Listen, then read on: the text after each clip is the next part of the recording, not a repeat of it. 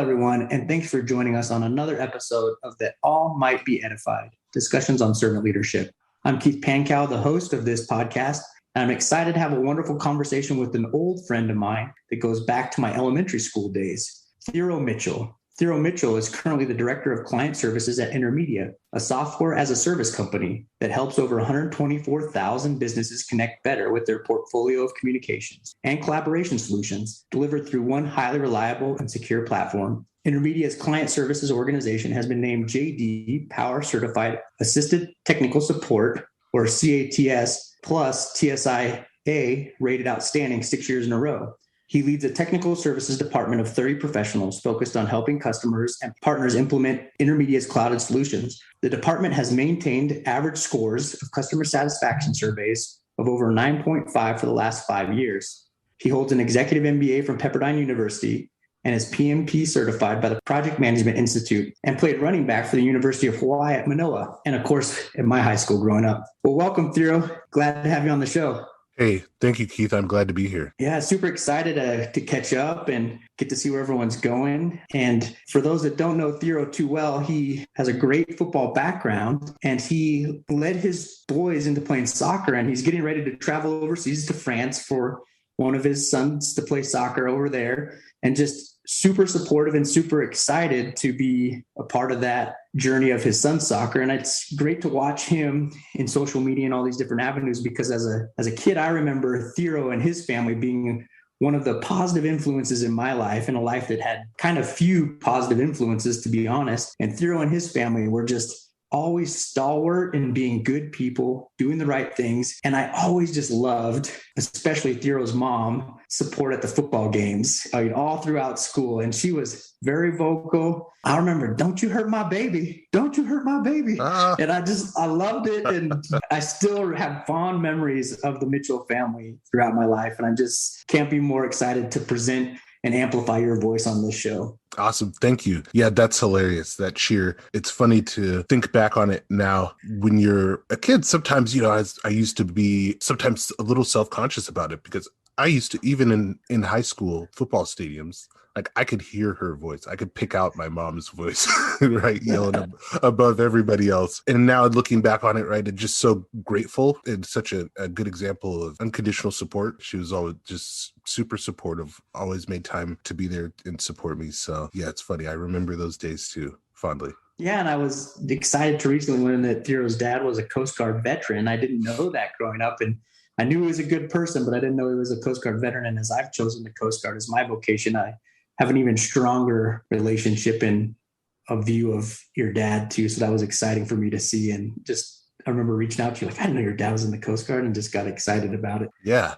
Coast Guard, retired as a lieutenant, and went from just an enlisted member of the Coast Guard and to officer school in Virginia. And so, in a time where that was not a very common thing for an African-American male to get that opportunity and be put in that position. So yeah, my dad was a career Coast Guard. He retired after 21 years and always speaks highly of it. Yeah, I'm glad you mentioned that. I might reach out to you for some more information, because we really take an intentional effort to be more mindful about how we celebrate Black History Month. And I might send some stuff about your dad to our coordinators at our district, because that's a great example. Because as someone who went from enlisted in the Navy to officer in the Coast Guard, even in today's world, it's rare to jump from enlisted to the officer ranks, but especially in the days that your dad went through, it was extremely rare for an African-American, as you said. So just a phenomenal representation of who he is as a person. Yeah, that would be cool. We can talk about that some more. Awesome. Well, I think before we dive into more of those type of issues, I wanted to talk to you a little bit about some of your decisions to influence your children to stray away from football, maybe look at other sports, because I know we've talked about the toll that football can take on your body.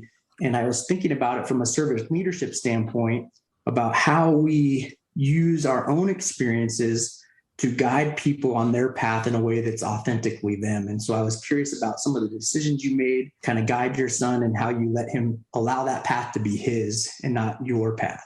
Yeah. It's interesting, and it was somewhat conflicted for my wife and I. The game of football gave me a number of different opportunities, not just the opportunity to go to college, right, and to play college football and get my education, but also at the University of Hawaii when I was there was where I met my wife. My eventual wife, and even in my professional career, opportunities early in my professional career became available because of just recommendations and relationships that kind of born out of my time at the University of Hawaii. So I did not initially want to discourage my kids from playing football, right? But I was aware of kind of the toll it does take on you physically. And I did know, though, that sports were going to be a part of their lives just because of the type of family we are. Me playing sports, tons of sports when we were young, right? It was everything: basketball, baseball. Like the season changed, we changed sports. And it was similar for my wife. My wife played a lot of soccer, played softball growing up, right? So as a family, part of our family culture is just being active and playing sports. But, as my wife and I kind of talked about it, we realized that, I would really prefer if there's just a lot of other sports that you could play that are easier on your body than football. So we established a family rule for the boys that they could play any other sports that they wanted, but if they wanted to play tackle football, they had to wait until they were 13. And my logic was essentially that they would be able to play for a year prior to going into high school if they wanted to play in high school. What we did while we established that rule was, from as soon as they could kick a ball till 13, I just tried to expose them to every sport that they could to try to get their interest up in those sports, right? And see what they were interested in, right? And so let the boys play soccer, but also baseball, tried lacrosse, tried rugby, and played flag football. And I think them growing up and hearing stories about me playing football and being successful felt like football was kind of part of them too. But particularly for my older son, as he got into being about 11, 12, he began to have success and get opportunities to play higher levels of soccer. And then that was something that I really wanted to support. At the same time, I supported him in trying to, if he, because at that time, when he was probably still 12, he thought that he wanted to try tackle football. But at the same time, he was getting opportunities to play like advanced levels of soccer, was already playing club soccer, but then potentially was going to have opportunities to play for like state level teams. And so he started to, at that point, enjoy training. Something clicked for him where he began to enjoy being successful. And then between it, like enjoying having success on the field led to him enjoying training. And then he wanted to do extra training. And then that kind of started this virtuous cycle of like, he'd train more, which would lead to more success on the field, which would lead to his developing a deeper love of the game. And as that continued, kind of took him in a place to where between 12 and 13, and he got to a point where he was going to make the decision, and he realized, hey, I was able to get to a point for his age group where he was able to earn a spot to participate in the Olympic Development Program tournament for our state. So he was basically one of 18 boys for the state to be able to go and represent the state at a tournament at his age group against all the other states in the Western region. And, he kind of realized, he's like, well, if you take a year off to play football, like right now, you're conceptually maybe one of the top, 20 kids maybe in the state, but like all those other kids are going to keep training, right? And they're going to keep playing soccer, right? And if you take a year off to play football, well, that's going to set me back a year. That was his perception. It might set me back a year. I don't really know if it would have or not, but once he realized, he's like, oh, well, it was more like football was something that he imagined or was something he envisioned himself doing. But what he really enjoyed doing, like in the present, actually was playing soccer. It's been ever since then, it's just kind of taken off for him. He's developed a lot of friendships and been able to get exposed to a lot of opportunities. Most recently now, as you mentioned, we're going to be taking him back. We have a flight this afternoon to take him back to like essentially a boarding school, a residency academy in the Geneva area, greater Geneva area in France, where he's now attending training and going to school. And that's so exciting. First of all, congratulations to him. That's a great opportunity. And as they all call it, football here in Latin America, it's a lot bigger. Other places in the world, it's getting bigger in the US. And I think we'll see that trend continue to grow in the US as more and more younger people from the rising generations play soccer. They tend to watch the sports they play. And so I think we're going to see viewership models change, but just super excited for him. And I wanted to make sure you give him my congratulations on these great opportunities. But a couple of things you said there that would just really stand out to me is how you referred to this training cycle and success cycle as a virtuous cycle. I just love the way you said that. And just thinking about that, it started with him realizing he was somewhat successful. And I think if we take that model, we look at all of our organizations, how our families, however we influence people in any of our realms, we have to show them their successes first. They have to start feeling like they have something to contribute, right? And then that leads to wanting to develop it a little bit further. And then you start in the training, and then that starts that virtuous cycle that leads to more success and rewards. And then you can celebrate those successes. And too often, I think we have a tendency to point out where people are flawed or where they didn't rise up. And sometimes that can detract from that virtuous cycle a little too much. And so we have to do a better job of celebrating those successes and then pointing them in the right direction to get that cycle spinning of their own accord. Yeah, you do. It's challenging. I was doing some research and reading, and I believe the appropriate ratio they say for youth sports coaching is 3-1, 3 positive interactions for every 1 constructive criticism or critique, right? And I try to think about myself in the workplace, right? It's like youth sports is just really kind of a microcosm of the larger world, right? And the teams that we work in, the people that we interact with. And that was really interesting to me because it challenged me to think about, man, do I have that kind of ratio with my direct reports that I work with, my team, right? Like, what would it look like if I was able to have that, like a 3-1 ratio? And so, yeah, I think you're right. Catching people doing the right things and kind of highlighting it for them is critical and challenging. I agree. And I love that, putting a number to it, because how often do we sit there and really tally our positives and our negatives, but maybe there's some value in that, and sitting down and kind of taking a step back and evaluating the way we approach people. And we might have to do it multiple times because we might approach people different. We might already have negative perceptions of one person or positive perceptions of another. So we might overinflate one ratio and undervalue a different ratio, depending on how we approach people. And so it might be time to kind of sit down and ground ourselves and look at how we treat everybody. And also that'll help us center ourselves a little bit more on equity in the workplace and how we spread our energy out in a more equitable manner to all of our people. Yeah, man. Yeah. And I think awareness about it, I think that you just highlighted, right? Awareness about it and being aware of that it's an issue and that you may have your own biases is an important place to start, right? Because you can't do anything about it unless you acknowledge that it exists, right? It's a start. Absolutely. And in the last episode with the Springers, Scott said something about building bridges that I'd never thought about when we were talking about how we can all be better bridge builders between people, between cultures, between all sorts of things. And he said, you have to start with identifying the gap. You have to know what the gap you're trying to bridge. And I was like, oh, that's so important. And if we don't know our own biases, we don't know where those gaps are. And those things all blend together so much. The other thing that you mentioned was how your son started to realize that if he took a year off, he might not develop to the same level of where other people are. And I think there's some value in that thought, even in a workplace, to think about where we spend our energy and where we dedicate our time. And so if we have a project or if we have these goals, if we're focused on them in the right manner, we look at all these other influences and we say, kind of like football to your son in soccer, is this going to take away from my ability to meet that goal to the highest level? And I think if we approach things from that thought process, so, will I be competing at the best level if I take on all these other projects right now? Maybe not.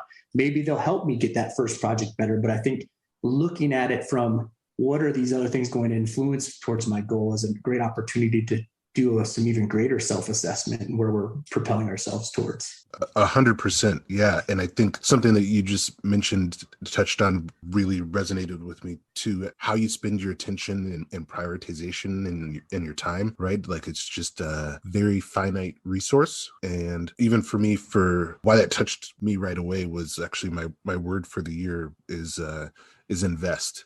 And it's not necessarily about like financial resources, but awareness about where am I investing my attention and my time, right? And being deliberate about it. There's just so much out here in the world these days, right? Where so many different directions that your attention can be taken. Just working on in 2022, being very deliberate about how I invest my time and attention. Yeah, I think about time a lot. And it was interesting. I just listened to a podcast yesterday from Blair Hodges' Fireside. I really love him because he takes on some very tough issues and he really gets down into some things to get you really thinking about some issues. And his guest said that he came across an article that said, in the days of Jesus, he walked 3 miles an hour. And he said, Jesus is love. So love has a speed and it's 3 miles an hour. So love is slow. And I was like, whoa, I was like, this is earth-shattering stuff, you know. And I think as we look at the ways we invest ourselves in the world today, everything's moving 100 miles an hour, so fast, flying by. Like we talked about earlier, you have access to all these different resources. What do you choose? What do you look at? Where do you click? What are these things that are grabbing your attention? And so if we're not mindful, you know, we can blow right by these things that are super important. Yeah. Oh, that's very interesting. I'll have to check that out. Yeah. Love is slow. Yeah, love is slow. And I was like, whoa, I was like, you know, what a way to like kind of play on words and facts and move them in the right direction. I just thought that was super powerful. And, you know, oftentimes I would argue that in the modern world, for the most part, and in some developing countries, this might not be the same, but in the United States, in the Western world, everyone has an excess of is time compared to our predecessors and our ancestors, because we don't have to go out and farm. We don't have to plant crops. We don't have to make our own clothes, make our own soap. So in comparison, we have an excess of time. We are rich in time. But what do we do with that time? Where are we spending it? And so how are we using these riches to better the world or better ourselves? And that's the real question, right? So we can think of ourselves as poor. I would argue if you start to look at your time in comparison of where you spend it, or if it's just on entertainment, just like my wallet, right? Am I blowing that time, or am I intentionally spending it on things that invest in different things? Yep.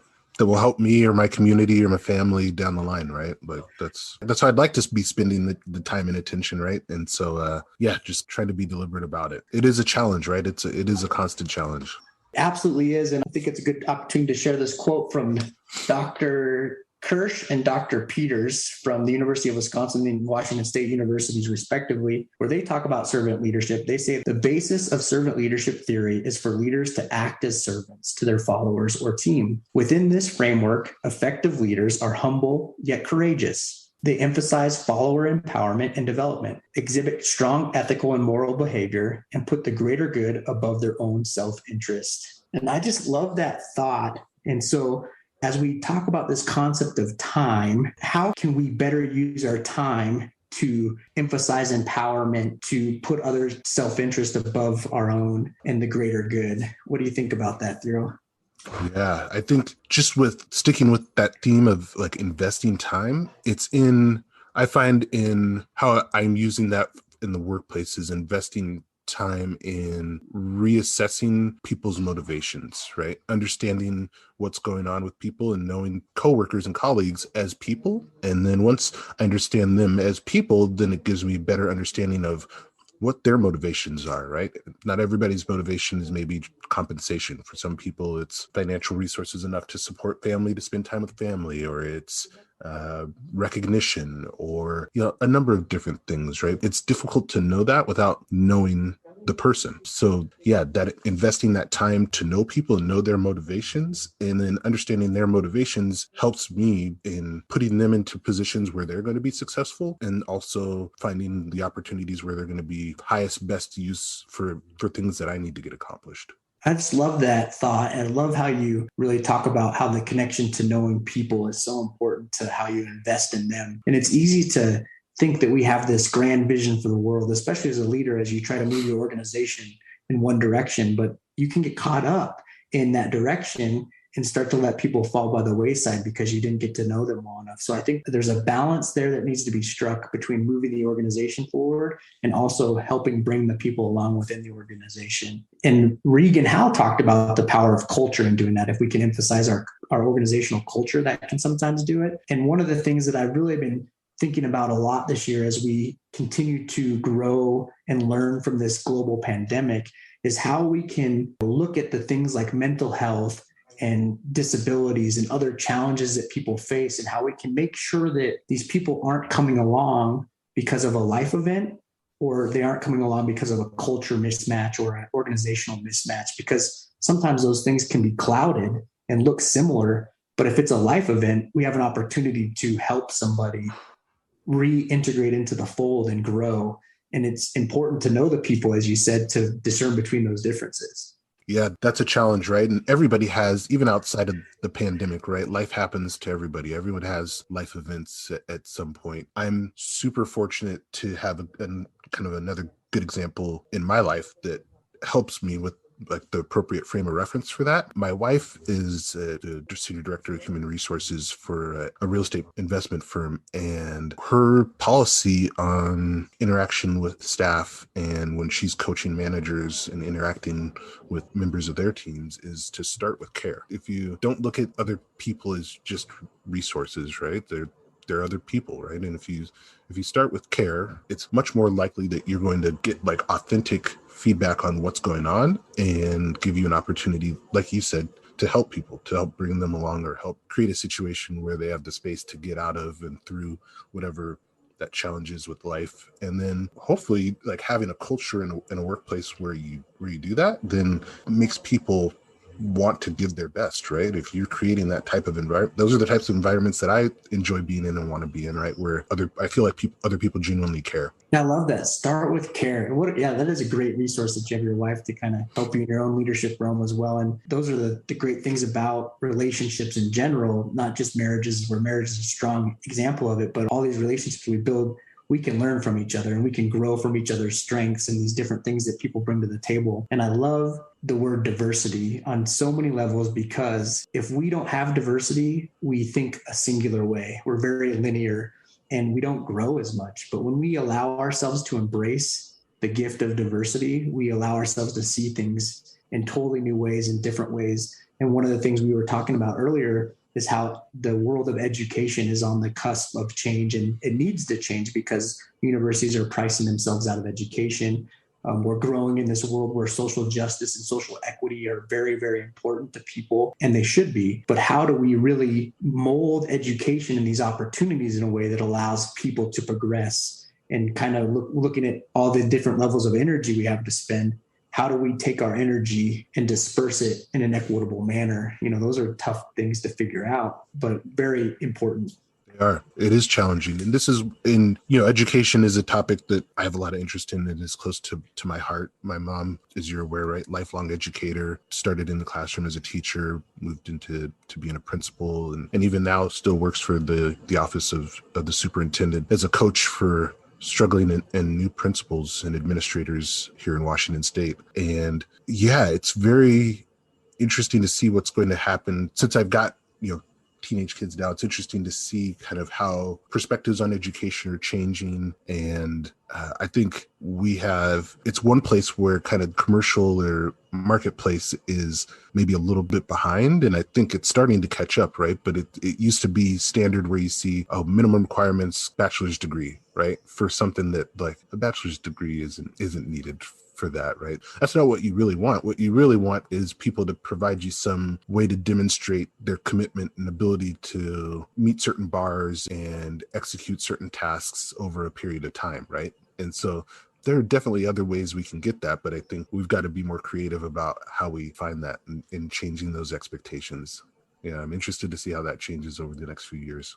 Yeah, and that's a great way to put it too. And understanding the why you're asking for certain things will help drive better questions and better hiring practice. And too often we've just come up with criteria that's, universally accepted throughout different organizations or different career fields. And so that's just what's accepted and we move on with it, but we don't stop to ask, why do I ask for that? Or what's the why to drive that? And what is my cultural fit? Because more important than a degree oftentimes is a cultural fit for a good hire to an organization. And too often we focus so little on cultural fit or what that person wants to do and where their goals will take them and how that aligns with our organization. And we focus on, like you said, an easy way to manage whether they can show commitment or not, which is a degree which may or may not actually relate to true commitment in a lot of experiences. Yeah, or ability, right? Yeah. Yep. I love this conversation about education and different things. And we talked a lot about it with sports and kind of moving towards different sports, about how we reserve the right to grow and learn in all things. And too often we get stuck in a mindset. We talked about a little bit with football. Like, we just were expected to play hurt. You didn't talk about your injuries. You just pushed forward. You sucked it up. You took on more pain and you dealt with it later down the road if you could, until you couldn't physically move anymore. Sometimes that was the expectation in a lot of our sports experiences, and people paid a price for it. And we look at it even in education. We get caught in these trends of things that are acceptable, and they've worked to some degree. And, there's danger in changing for the sake of change, but there's also danger in the status quo. And we look at even race relations as we come into celebrating Martin Luther King Day, and how we've made some progress. There's no doubt about it. And anybody who says we haven't would be blind. But the danger in being accepting of that progress is that becomes the status quo, and we forget to grow to where we can intentionally become. And I have some words from Dr. King. And before I read these words, I'll just say that Coast Guard's practice for Martin Luther King Day is not to treat it as a day off, but we encourage our members to take that day off and give back to their community in some form or fashion to truly honor Dr. King. And I just love his words here speaking. He said, 100 years later, the colored American lives on a lonely island of poverty in the midst of a vast ocean of material prosperity. 100 years later, the colored American is still languishing in the corners of American society and finds himself in exile in his own land. So we have come here today to dramatize a shameful condition. In a sense, we have come to our nation's capital to cash a check. When the architects of our great republic wrote the magnificent words of the Constitution and the Declaration of Independence, they were signing a promissory note to which every American was to fall heir. This note was a promise that all men, yes, Black men as well as white men, would be guaranteed the inalienable rights of life, liberty, and the pursuit of happiness. It is obvious today that America has defaulted on this promissory note insofar as her citizens of color are concerned. Instead of honoring the sacred obligation, America has given its colored people a bad check, a check that has come back marked insufficient funds. But we refuse to believe that the Bank of Justice is bankrupt.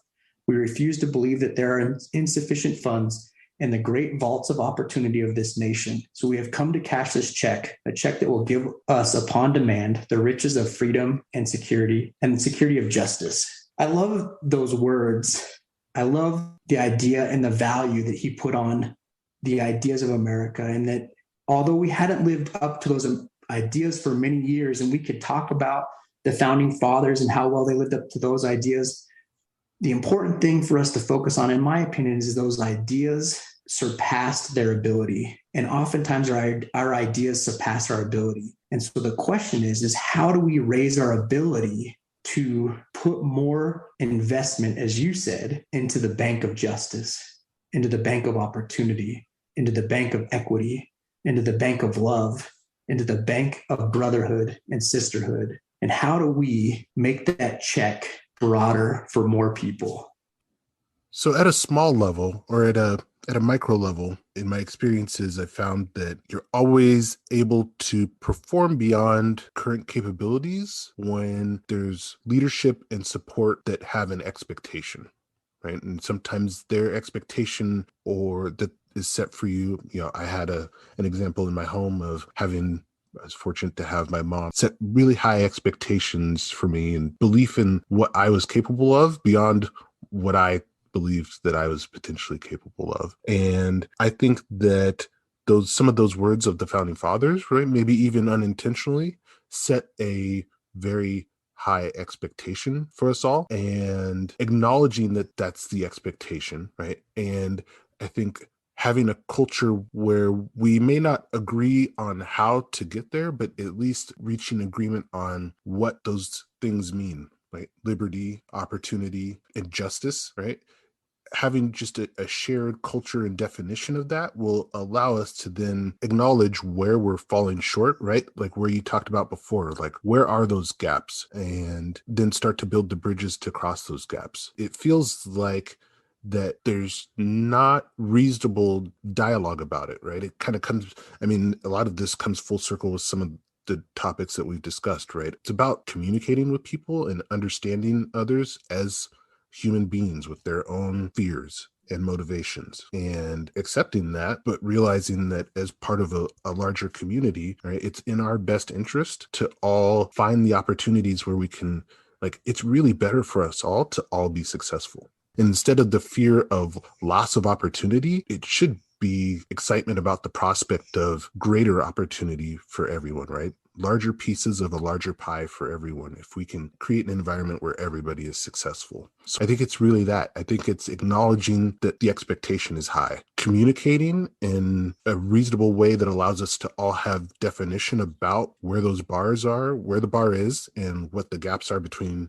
where we are and the bar is, and then having dialogue about how we get there. And it's okay to have differences in opinions on how we get there, but I think sometimes right now there's not even agreement that we're not there, right? And I think the point that you started this out with is, there has been progress, right? And leaders like Martin Luther King were instrumental in making the progress that we had thus far, but it's not, as we've seen kind of over the last 2 years, right? There was for a long time a culture of trying to, for African Americans, like trying to make it work with just make it work in the system with the advances that we had gotten in the civil rights movements. And there's a new generation of people that are just saying, hey, I've seen my parents or my uncles and aunts try to just operate within the current system, and that's not enough. Like, there's still a ways to go, and they're not going to accept that we've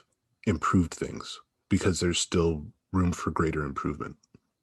Yeah, thanks for those wonderful words. And as you were closing, it reminded me of, in so many ways, we accepted playing injured in life, in sports. We just accepted that it was okay to play injured, to play a person down, not with our full strength. I sat in a meeting at LSU when I was there for graduate school, and one of the lawyers of the NAACP that walked with Dr. King and part of the civil rights movement, he said one of the great tragedies of racism, of all these things that lead to hate and inequity, is that we robbed the world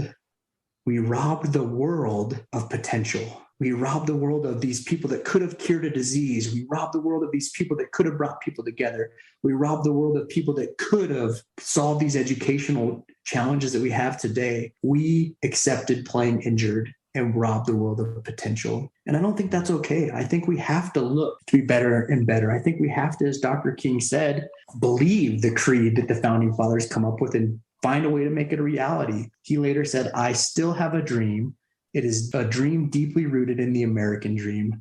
I have a dream that one day this nation will rise up and live out the true meaning of its creed. We hold these truths to be self-evident, that all men are created equal. And I'll add women to that as well, because I'm sure that Dr. King meant all men and women are created equal. And that's my challenge for this week for everyone, is to think about, what is your dream and how does it relate to the broader world? Does your dream, as Thero mentioned earlier, does it only celebrate your successes and worry about other people taking opportunity from you? Or does your dream also propel others and acknowledge and celebrate their successes as well? Because as we started this whole conversation out with, in order to start that virtue cycle, we have to celebrate other successes. We have to encourage them on their dream. So if our dreams are only singular, I invite you to revisit your dream and look at ways you can make them broader and more equitable. All right, Thero, any final thoughts before we end today? Just thank you again for having me, Keith. This has been a very interesting conversation for me, and I hope you enjoyed the Martin Luther King Day of Service that you observe, right? And definitely going to take that challenge to heart for myself and think on that. That's a great challenge for the week. Well, thanks so much for being here, Thero. I love you like a brother. You've been a great role model and example in my life.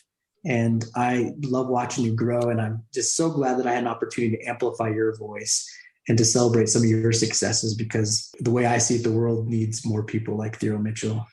Thank you, man. That's very kind. That's very kind. Love you too, Keith. Thank you, man. All right. Well, thanks everyone for joining us on another episode of That All Might Be Edified, discussions on servant leadership, and have a wonderful day.